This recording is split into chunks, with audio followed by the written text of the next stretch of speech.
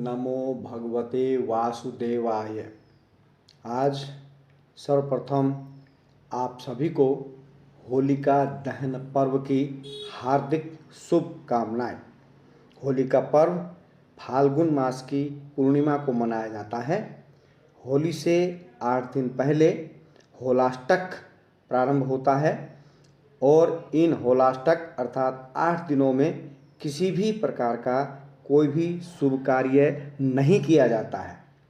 होली एक सामाजिक पर्व है, रंगों का त्यौहार है। इस पर्व पर सभी वर्णों के लोग आपसी भेदभाव मन मुटाव को मिटाकर बड़े ही उत्साह के साथ इस रंगोत्सव को मनाते हैं। इस दिन सायंकाल के समय भद्रा रहित लग्न में होली का दहन किया जाता है। प्रतिपदा, चतुर्दशी, भद्रा तथा दिन में होली दहन का विधान नहीं है। आज प्रातः 9:56 से रात्रि 11:13 तक भद्रा काल है, इसलिए होलिका दहन का शुभ मुहूर्त रात्रि 11:14 से 12:27 तक शुभ है। होलिका की कथा आरंभ करूं उससे पूर्व आप सभी से विनम्र निवेदन, यदि आप मेरी इस वीडियो को प्रथम बार देख रहे हैं तो कृपा करके मेरे चैनल को सब्सक्राइब करें, साथ ही बेल आइकॉन का बटन अवश्य दबाएं ताकि भविष्य में आने वाली वीडियो का सबसे पहले नोटिफिकेशन आपको मिल सके। तो चलिए चलते हैं होलिका दहन की कथा की ओर। इस पर्व का, इस त्यौहार का विशेष संबंध भक्त प्रहलाद से है। भक्त प्रहलाद हिरण्यकशिपु के पुत्र हैं, जिन्होंने भाई हिरण्याक्ष के विष्णु भगवान के द्वारा वध किए जाने के पश्चात ब्रह्मा जी की तपस्या की और उस तपस्या से ब्रह्मा जी ने उन्हें वरदान दिया।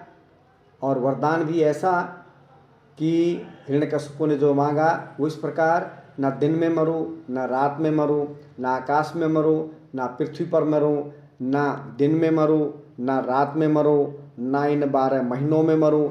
ऐसा वरदान उन्होंने ब्रह्मा जी से प्राप्त किया। और ऐसा वरदान प्राप्त करके जब वो अपनी राजधानी लौटे तो उन्होंने अपने आप को भगवान घोषित कर दिया, अर्थात आज से मैं ही भगवान हूँ। अब प्रजा है, प्रजा ने राजा की बात को माना, परंतु घर में ही उसके पुत्र ने अल्पायु में ही भगवान विष्णु के जो भक्त हो गए थे, नारायण नारायण करते थे। और पुत्र प्रहलाद को इस प्रकार अपने आप को भगवान न मानने पर उन्हें बहुत क्रोध हुआ और क्रोध के साथ उन्होंने भक्त प्रहलाद को अनेकानेक प्रकार से मरवाने का प्रयत्न किया। परंतु कहा जाता है जाको राखे साइया मार सके न कोई।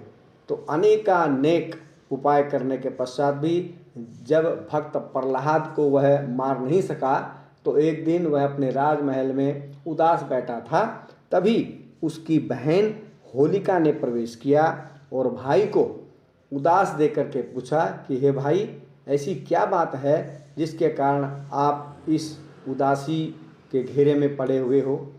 तो हिरण्यकशिपु ने अपनी सारी व्यथा, अपना सारा दुख बहन को बतलाया। बहन ने कहा बस इतनी सी बात। बहन कहती है भाई को कि मेरे पास एक ऐसा उत्तरीय है, दुशाला है, शाल है, जिसको पहनकर, जिसको ओढ़कर यदि मैं अग्नि में प्रवेश कर जाऊं तो अग्नि मुझे जला नहीं सकती है। इसलिए आप लकड़ियों का ढेर लगवाकर उसमें आग लगवाइए, जिससे मैं प्रहलाद को अपनी गोद में बैठा करके अग्नि में प्रवेश करूंगी और वह जलकर खाक हो जाएगा। ऐसा सुनने पर हिरण्यकशिपु ने लकड़ियों के ढेर में आग लगवाई और प्रहलाद को होलिका की गोद में देकर अग्नि में प्रवेश करने की आज्ञा दी।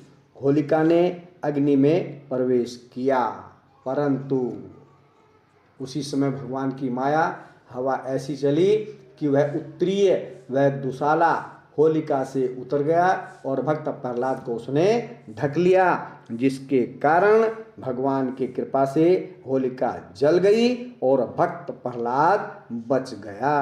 तभी से भक्त प्रहलाद की स्मृति में, स्मरण में, याद में तथा आसुरी प्रवृत्तियों के नाश हेतु इस पर्व को मनाया जाता है।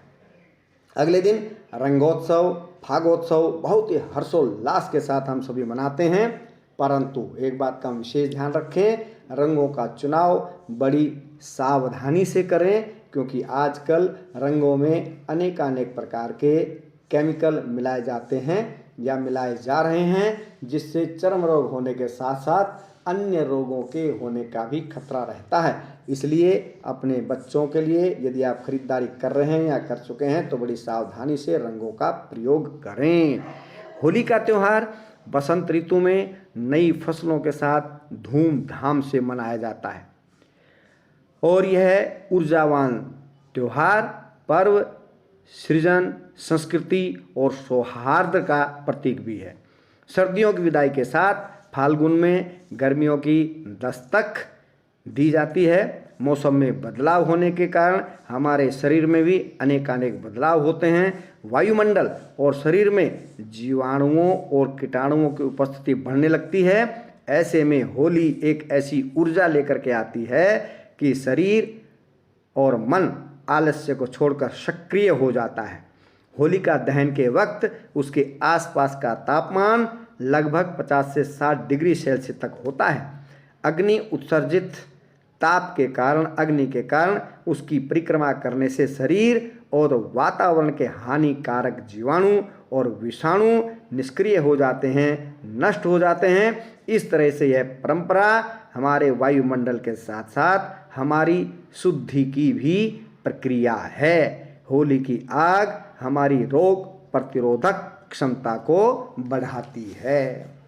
तो अंत में चलो आज हम सब ईर्ष्या, द्वेष और अनबन मिटाते हैं, चारों ओर प्यार और भाईचारा फैलाते हैं, होली की इस आग में नकारात्मकता को जलाते हैं। आओ सब मिलकर होली का दहन मनाते हैं। आओ हम सब मिलकर होली का दहन मनाते हैं। होलिका की आग की लपटों में सबकी समस्याओं का अंत हो जाए। होलिका की आग की लपटों में सबकी समस्याओं का अंत हो जाए। आनंद, उल्लास और सुख शांति का प्रकाश चारों दिशाओं में फैल जाए, चारों दिशाओं में फैल जाए।